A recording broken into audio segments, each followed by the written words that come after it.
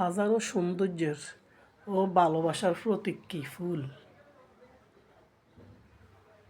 দিন যত যাচ্ছে জীবন তত কঠিন হচ্ছে, হারিয়ে যাচ্ছে জীবনের সুন্দর সুন্দর মুহূর্তগুলো।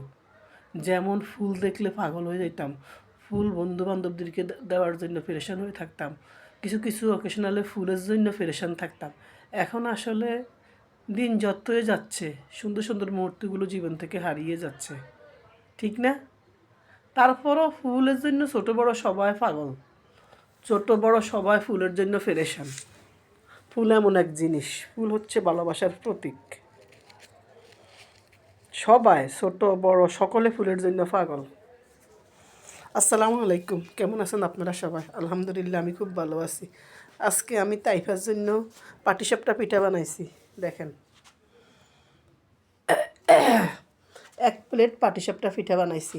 পিঠাগুলোর ভিতরে আমি ক্ষীর দিয়েছি সুন্দর করে। 1 কেজি দুধের ½ কেজি করে তারপরে একটু ক্ষীর তৈরি করছি। ওই ক্ষীরটা আমি পাটিসাপটার ভিতরে দিয়েছি। পিঠাগুলো আজকে অনেক সুন্দর হয়েছে।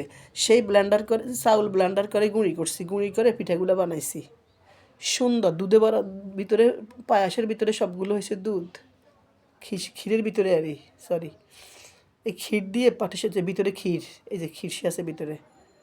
পিঠাগুলো অনেক সুন্দর হয়েছে, অনেক অনেক। খাইতো সেই সুস্বাদু। আমি সেই 2 কাপ চাল ব্লেন্ডার করে নিয়েছি, ভিজিয়ে রাখি। তারপরে 1 কেজি দুধের ½ কেজি করে ক্ষীর বানাই। তারপরে পাটিসাপটার ভিতরে ক্ষীরগুলো দিয়ে সুন্দর করে বানাই নিছি।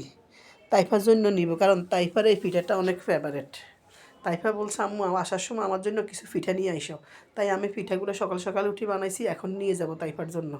দেখেন পিঠাগুলো সেই সুন্দর হয়েছে না? 1 প্লেট পাটিসাপটা পিঠা আপনাদেরকে একটা একটা দেখাই। দেখেন,